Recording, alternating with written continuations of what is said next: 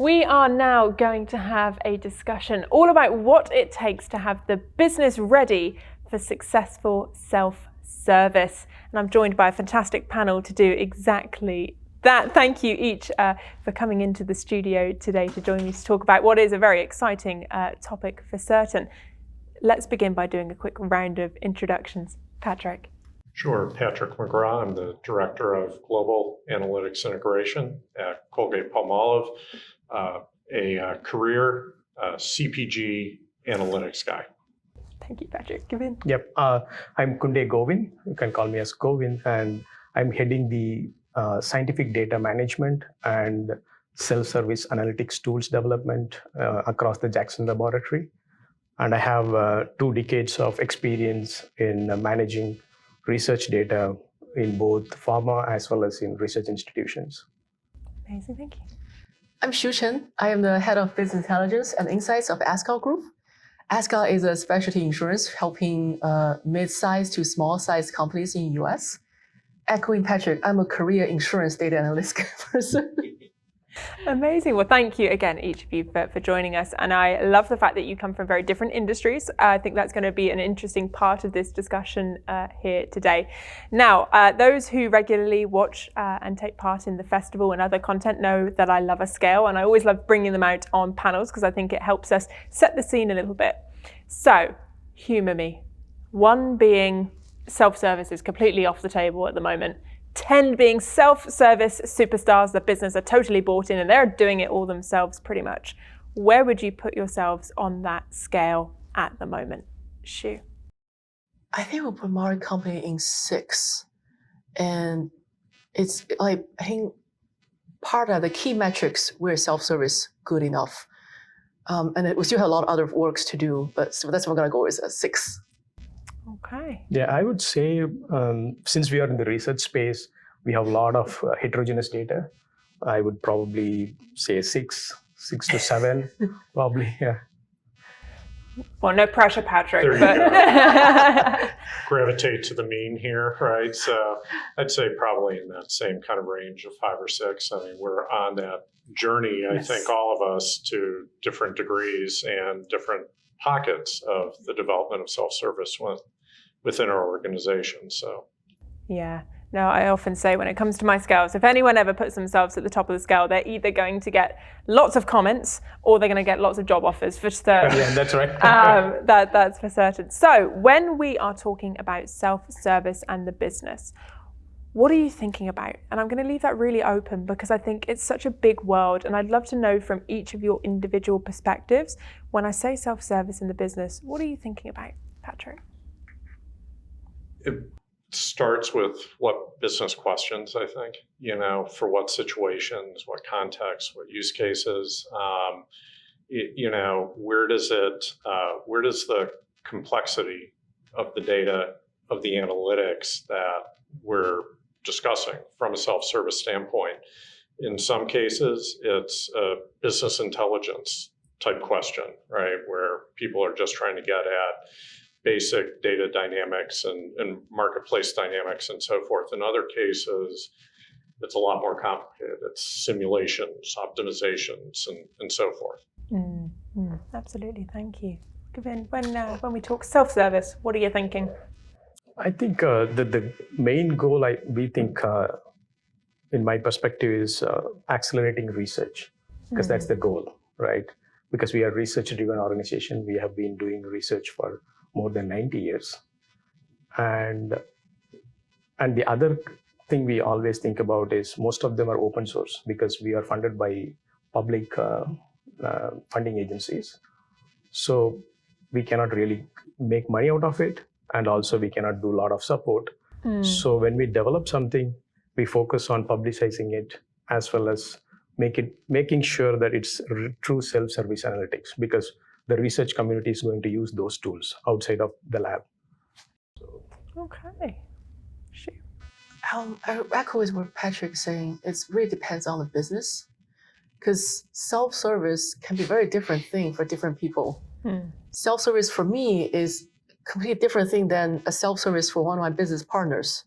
So first is really understand when you're first engaging with them, start a new project, understand what is that good enough for them look like. Some people may tell you that their good enough is, or what's their deal breaker? What are the things that really annoys them? What are the things that they are okay with it?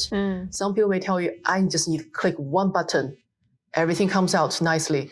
Some people may be okay with like, all right, I can get this column in here from this BI interface. I can go here, I can do a join or something. So understand what's their tolerance level. And then from the feasibility wise, like, is that a reasonable stage, like day one thing? Combining the two, that will be a good start for each project. That's a really interesting perspective, actually, because if we think of any kind of at-home technology, if we think about phones, for example, and they're not going to be watching, so I feel I can say this. My grandparents, if I was to give them my iPhone, they would not be using half the capabilities on it, and they would probably find it very challenging. However, the phones that they have, they can use it for their heart's desire of what they need to. And it's that level, I think, when we talk self-service, it's a case of where is the business on their journey to understanding it? And also, what do they need out of it as well? Because I think from speaking to many data leaders, it can be a case that you can overwhelm very, very quickly, or you can underwhelm and they go, well, that's not very helpful to what I need. And then you get the disengagement there as well. But what I want to say on this panel is self-service is not easy. And I want everyone in the audience to just release their shoulders when we say self-service is not easy. It's a journey, as has been mentioned. What are the big challenges that you've experienced in your journeys in many organizations and in your industry to really having self-service work for the business and work for you in your departments as well? Shu. I think it's to make self-service good, like really suits your business needs, you need the buy-in and requirements, clear expectation from your business. But also you need also strong, like on the data infrastructure, strong data partner. Because all of this, if you have a strong data governance, a very clean, nice data coming from everything, that's going to be easy to deliver. So it's kind of like juggling between the expectation of the business to what can I actually do in 6 weeks? What can I actually do in 8 weeks? To negotiate between those two, I think that's the fun part. For sure. Yeah, I think it's very similar in research as well, since the data is so heterogeneous. And the challenges we face is really how to integrate data. And until today, we don't have a single system which can actually, by a user can just go and do a Google search and find, okay, can I get all the genomics data, which is COVID related? Say, for example, we are in this COVID era right now, and we don't have a system. And we are really struggling. We have a lot of legacy systems. We are trying to build modern solutions, and it's always a balance because we have really high-end users who are really computationally savvy. They have PhD in computer science, machine learning, hardcore comp-sci. And there are people who are working in the wet lab, right, who are doing COVID research or cancer research. And it's always a big balance between what kind of tools you develop. Some people need excellent visualization tools like advanced plots. They want to see 1,000,000 points in one plot. And they will say, zoom out, zoom in, and show me the data points. Right? So those are the real challenges we are facing right now. And I think that really comes with the technology as well. Technology has a lot of limitations. And it's really a journey. It's interesting because I think people have, lines have started to blur in terms of roles in organizations now as data has exploded. And so, getting clear about is that self-service is doing certain analysis on your own, accessing certain data on your own, even an expectation for a job. And there are people who are at different points on that development curve in terms of, I just want the answer and I want that served up for me, all the way to I need to muck around in the data. I need to get my hands dirty with it and see what the data leads me to in terms of a conclusion or a decision. Well, that leads nicely to my next question there, Patrick, because I think there's a big piece of culture in this as well, right? It's where does an organization sit are you walking into an organization that says, that's IT job, that's the data guys, I don't need to get involved? Or is it, as you say, blended, where it's a case of, yeah, I know where the data is, I can go and do that myself. And there then is a culture of the leadership of expectations of that as well, and who's doing what, why, who's got access to what, why, who is responsible for the governance and the privacy and very important regulatory impacts, especially with the industry sat in front of me as well. Very important piece of the story there. If we go to that kind of first example of the culture that it's the data team. It's not my job. It's not my job to do that. So many leaders I've spoken to have built these wonderful self-service tools, or they've gone out and bought them and they've got these solutions, and then they sit on the shelf to collect dust and they're never used. What's been your experience with that type of situation? Or if you've not experienced that, how have you got around that? How have you got it so that the business is using these tools and that you're providing value for them? Govindarajan, over to you first. Yeah, that's a very interesting question. So when it comes to data integration, we have bought some off-the-shelf products, and we need them because of when someone wants to do a wet lab experiment, they need to enter the sample ID, what is the metadata about it. So we need the system to capture, and we don't want to build it ourselves. And that is completely taken care by the IT department. And whenever people have faced challenges about data, where is my data? I submitted sample to this lab, that lab. All of that is basically, everything is pushed to the IT. And IT guys have their own challenges, right? They have to provide the metadata. But always users give the minimum metadata and expect everything to be taken care by IT. I think that is one big challenge we are facing right now. When it comes to analytics, the user stakeholder will say, oh, all the data I put in LIMS system. Go and fetch it from there and do analysis on that, right? So it's really a challenge, and we are constantly educating the user. And in the recent years, I think there is a lot of buy-in from the management that this has to be sorted out. Otherwise, it's going to be a huge chaos for the organization, because we are spending millions of dollars and everything is sitting in some pocket and nobody knows where the data is.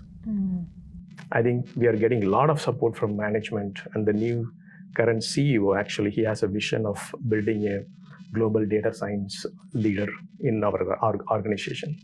So we are really investing a lot on that space to integrate and make sure that we can find the data. We are not even talking about analytics on top of it. If someone did an experiment on cancer 10 years ago, at least we should have some metadata. We should be able to find where is the location of the data. People can do whatever they want to do. So that is where we are. Yeah, I think it's so great, and well, thank you for being so candid in your response as well, because I think this is a journey, as we've mentioned, and it can be as simple as starting as, where is the data? Who has ownership of that data? We speak extensively about silos and all these challenges. Before we can even get to the dashboard and the fancy, sexy part of it, it's a case of where does it exist? Who has ownership over that? So thank you for your response there, Govind. Patrick, what's your thoughts? The change management that's required is a huge lift, and getting that culturally driven throughout an organization, starting top down, can be a huge enabler though too. And we've just been going through education with our colleagues across Colgate-Palmolive, and they've completed data and analytics training in the thousands of them at this point. You may have seen some of our LinkedIn badges posted and so forth. But it's about changing the culture and making it embedded in an expectation for everybody, and making that expectation that it's we're a team sport in analytics, that it's not in silos and isolated, but that we're all in this, trying to better understand our markets, our consumers, our retail customers. Yeah, that's really interesting. And interesting you mentioned kind of LinkedIn learning there as well, because I think when it comes to that data literacy piece, I think traditionally there has been this kind of academic route, but actually there's so many ways you can upskill nowadays. So whether it's a case of YouTube, or potentially you have someone internally who is, fantastic at delivering that type of workshop and you build around them, or maybe externally you go out to a provider and say, can you come in and bring everyone up to a certain level, because everyone's going to be in different spaces. We've mentioned in the festival and in other content previously that you have some people who are really excited and they're self-starters and they're happy to spend their Saturday upskilling. There'll be others that need that support and structure within the organization. Also, that layer of making it relevant for them. Mm-hmm. And I think that's a key piece that I've heard in the past. Patrick, I don't know whether you'll agree to that in your experience of education. Yeah, absolutely. I mean, it always comes back to what's my job and how is this going to help me in my job? Either do it faster, do it better, connect it to other things I'm doing. So making those changes, making the education relevant for their specific decisions that they have to make, that's key. Yeah, and you want to make it engaging as well. So bringing it into this is how it's going to impact you and your job. And as you say, those key points of better, faster, budget, whatever that is, a big motivator as well. What's your thoughts, Shu? I think it's like to the earlier point, both of them mentioned like what's in it for me, like what's in it for the business customer. In the beginning, it may really just be like building a exact report they have seen day in and day out in an old-fashioned way, but building that exact similar view in your new tool. So they can tell like, hey, this tool can do what your old thing do today, but guess what? This new tool is updated automatically every day. So get them hooked on that and guess kind of like a familiar carrot that they know, they see, they look, they touch it from it, and then go from there and say, now we can evolve this, now we can make this better. Also is how when I think about business partners, there's always like kind of three camps. The first camp is they jump on anything new, anything like can make their job easier, make their life easier. Those are your champions. Build a relationship with them, start from them, making their life easier, using those as reiterate your tool, make your tool much more user-friendly for the rest of the business partners. The second camp is people who they won't use it until they see that it's actually useful. Like prove it to me that it's useful, otherwise I'm not gonna use it. So use the first camp to turn around, have them to train the second camp. And then the third camp is they're under the water. Like they are busy. They are busy with day-to-day job. They are never gonna touch your new tool unless someone get it ready, get all this ready for them. And that's okay. That means a different support model for them. So find who your first camp is, use them to train the second camp. And the third camp is just having some of your teammates to like support them in a completely different model. That has been my approach. Oh, I love that. Such great practical examples there, Shu. And I also love the fact that example you gave about taking something familiar and adapting it, changing it, making it easier or better in some form.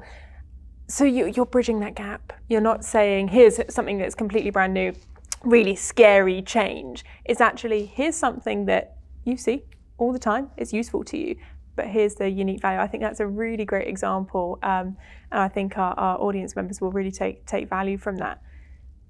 And speaking of our audience members, there may be people in the audience who are a little bit nervous of giving away some control, and essentially with self-service, you are doing that.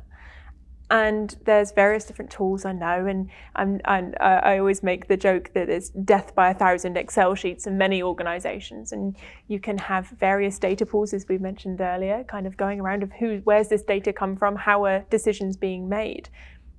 And there can be a risk if you give an inch, they take a mile. What's your response to those type of fears of people having to let go a little bit, give over data, potentially give over process? Because the whole point of self-service is that you're not necessarily checking every single thing that's being done, because otherwise that's just the data and IT department doing it, but kind of outsourcing the do part, and then you're the checks and balances. How do you respond to those fears, Patrick? I think that's actually when you know you've succeeded, is when people have internalized, when they are ingesting their own data, drawing their own conclusions from analytics and so forth, and doing it accurately and doing it with skill. That means that, we've gotten through, we've done our job, we've embedded how to look at the business issue, the data that's relevant, and draw the right conclusions from it. And I would turn that on its head and say that's when we know that not our work is done, but that we've had the right impact in the organization. Nice positive spin. Yep. I think when it comes to self-service analytics, I think people, at least in my organization, people have this fear of everything is a custom analysis because every data is complex. There is no way you can automate this process, right? That is the first thing we get. And we really struggle for years. And because it's a biological data, it's not a commodity or anything, right? You need to understand the domain space. There are so many algorithms, detailed algorithms. And what has happened in the community as well, in this biomedical research communities, there are a lot of pipelines, workflow engines. And we took the risk. Basically, we said, you just tell us one tool which you think that can be used commonly by everyone, rather than me going and saying that this is the tool you should use, right? So people then come forward and slowly, and we gave them one example, and there are really good open source pipeline workflow tools now. One is called Nextflow, and I don't want to advertise for them, but it's open source. So actually we started building some pipelines, and we see a lot of positive adoption for that. And now many people are coming and asking, hey, can you build one more for us? Can you build one more for us? So I think that is how and we are in that process, we are doing a lot of education as well. We are just conducting in-depth training with real-time examples. That is how I think we are increasing the adoption and people are accepting it. There are certain things which can be done by a machine, not by hand, or nobody has to write a script to do it. It's really interesting, actually, as you say, it's not about necessarily giving complete control, but giving a little bit, see how it's being used, and then being able to scale from there, as opposed to kind of giving over mass control right from the off and potentially having it run wild. Shu. I think deep down, all the data people, like all of us, there are two types of people. One is people who enjoy doing repetitive reporting, people who enjoy making that process better and better, more efficient. And then there are the other people who does not enjoy that, who does not want to do reporting at all. They want to do the next cool thing. And I'm the second camp. But for the first group of type of people, who they love making things incrementally better. So the what's in it for them when you let people go self-service is, but now your job changed. Now your job is the data governance. Now your job is like, how do you make sure you create a place that people can actually get clean data in a safe way, and you don't need to do that for them? It's kind of repositioning their job. And then for a second group who does not enjoy doing the repetitive reporting, great, this is your dream come true. People are doing themselves. You can go do other cool things. You can take our capability to the next level, do the next shiny thing. So different motivation, again, focusing on what's in it for them. So it's all about that maturity piece, essentially, is the more the business is bought in and doing things themselves, you as a data function mature in what you are spending your time doing. So in that respect, and I appreciate the absence of a crystal ball, where would you like to be in the future with self-service? What would be your perfect scenario for where you end up in your organizations? I think how I envision this is 80% of the business question should be self-service, which means the most commonly asked questions day in and day out, the routine question people needs answers to do their job at their desk, or leaders need answers to quickly managing their book, see how we are doing, and self-service to a level that not only just tell you what's happening, but also tell you why, what's driving that. 80% of the question can be answered self-service. That's my dream. You always have the other 20%, which is you need to integrate different sources. You need more complicated. You need more third-party data to piece together the whole picture. That you leave it to the advanced analytics folks to help you do that. But that's how I think. Yeah, I think as I told you before, we are at the scale of 6, right? And where we want to reach is probably 8 to 9 which is very challenging. That is the dream we have. And the fundamental question, as I pointed out earlier, is how can we find every data present in the organization, like a Google search, right? That is one thing. The other thing is having day-to-day routine analytics done by a machine, not by someone doing it repetitively and sending reports. And that's a really error-prone process, as well as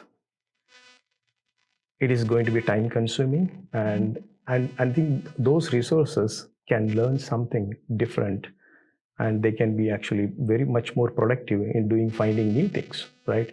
If their 50% of the job is automated, right, through self-analytics, they can actually be creative and they can do something better than what they are doing as a routine report generators, right? So that is one thing I think we have a lot of potential there to really move forward there. Amazing. Patrick. I just echo those points. I mean, I think it's how do we move repetitive reporting to a higher place so that we can embed more intelligence into it.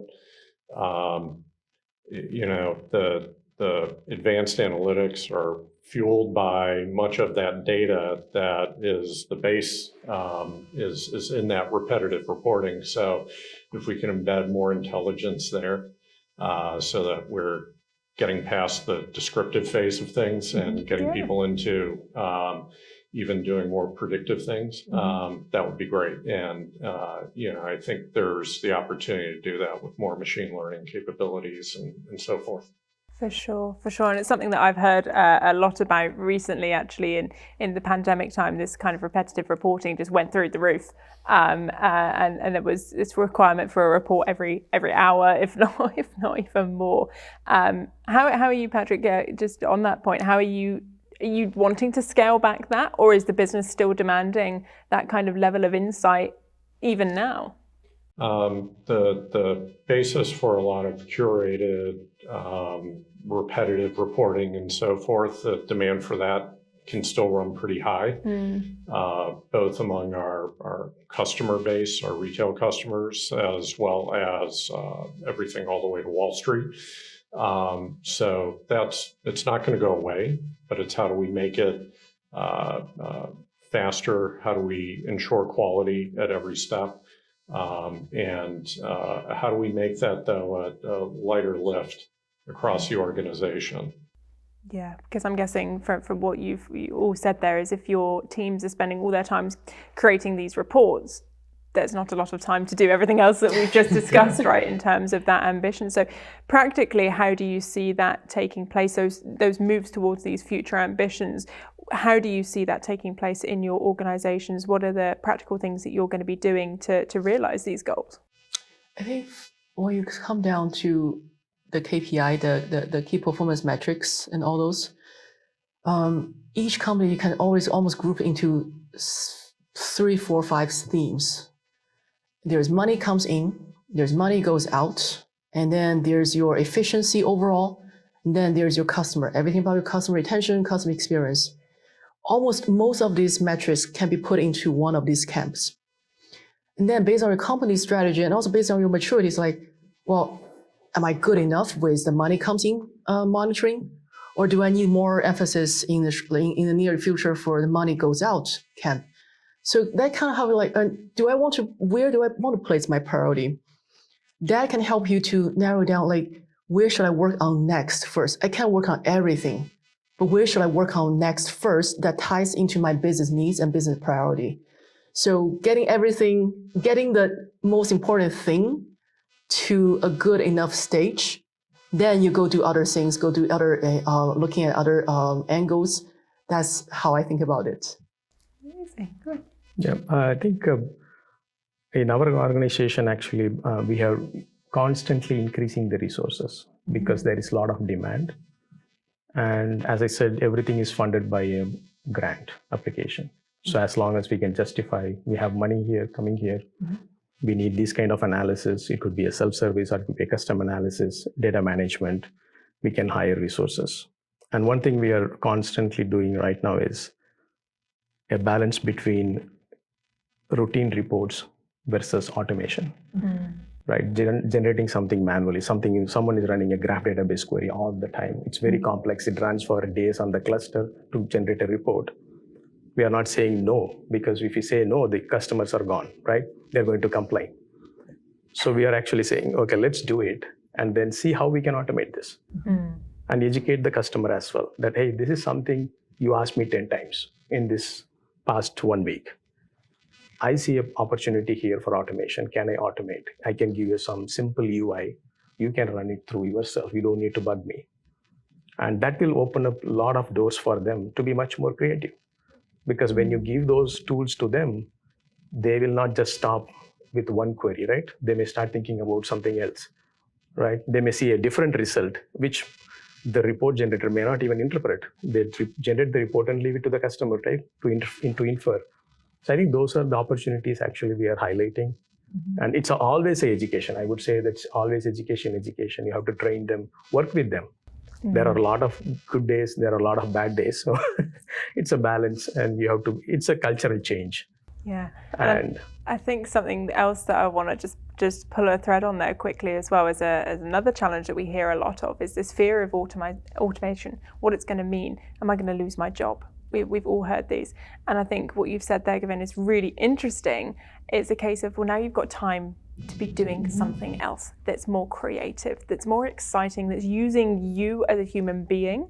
And I think it touches onto these wider challenges around potentially why the business may not be moving as quickly as it can towards automation, because you've got that cultural barrier of, am I going to lose my job? Am I putting myself out of work? Yep. Which none of us want to be doing if we're honest. I don't want to be replaced by a robot.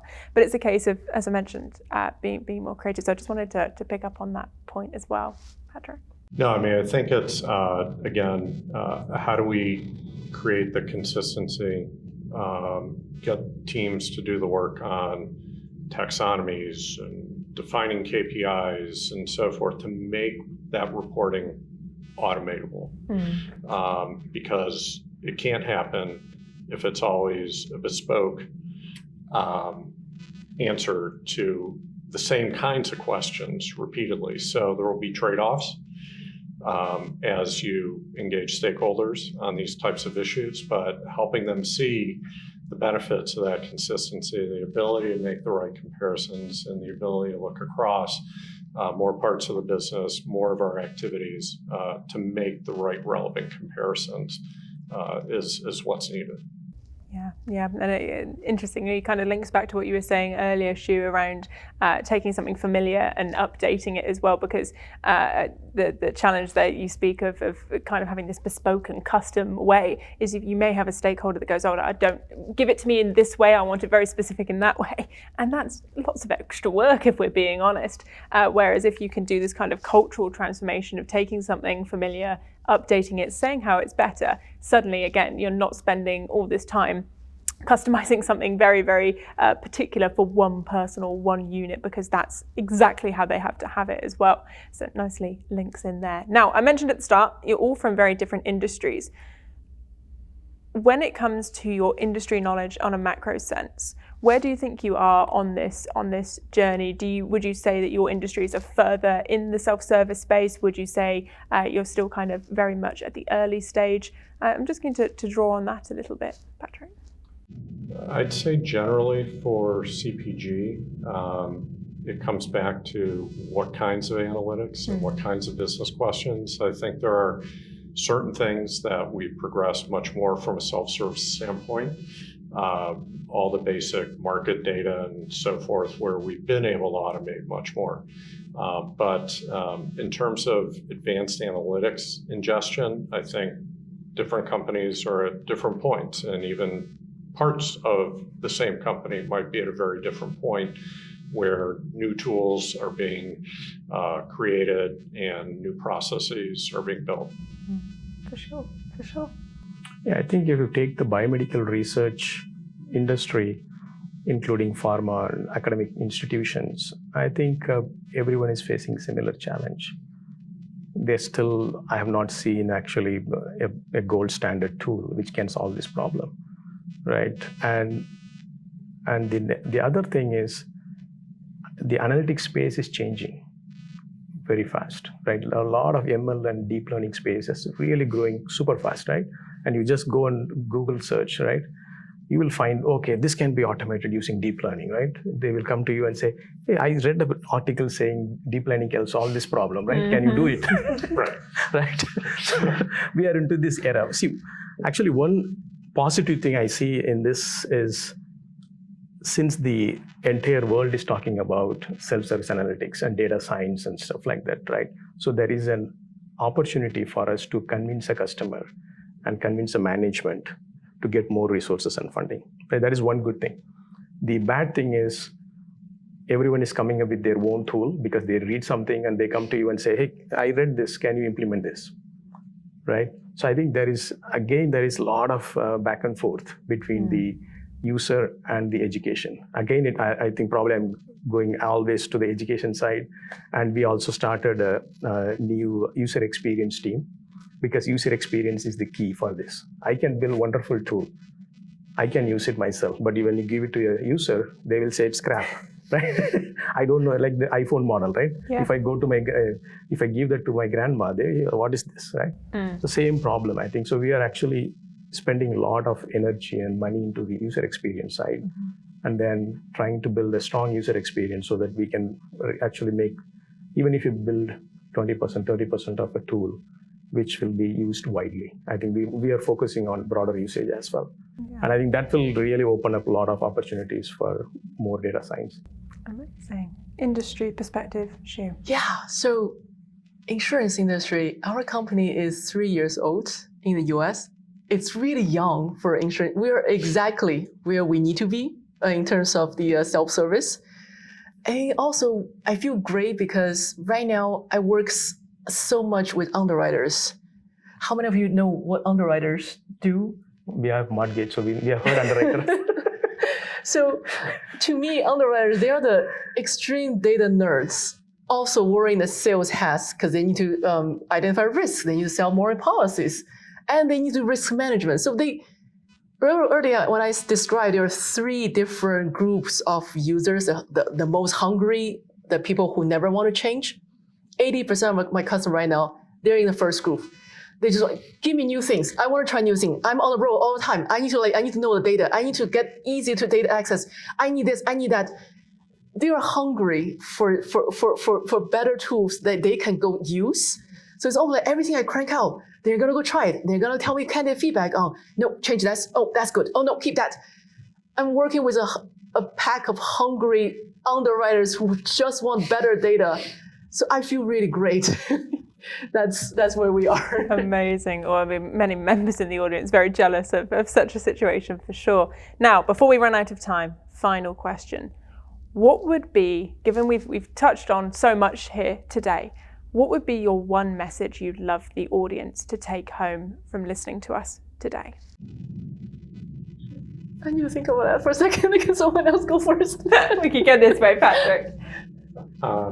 I just say that analytics has really become a team sport. Whatever your formal role is, whatever your job title is, we can all get better at it.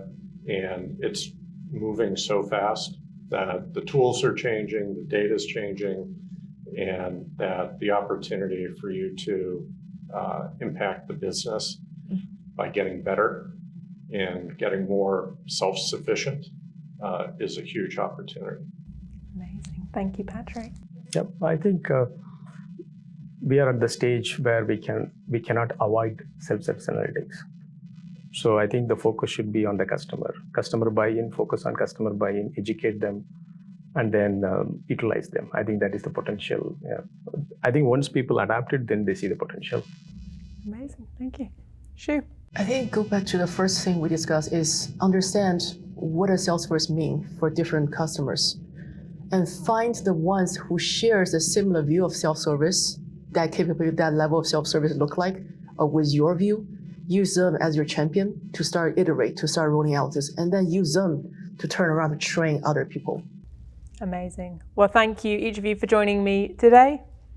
Thank you. Thank you. Thank you.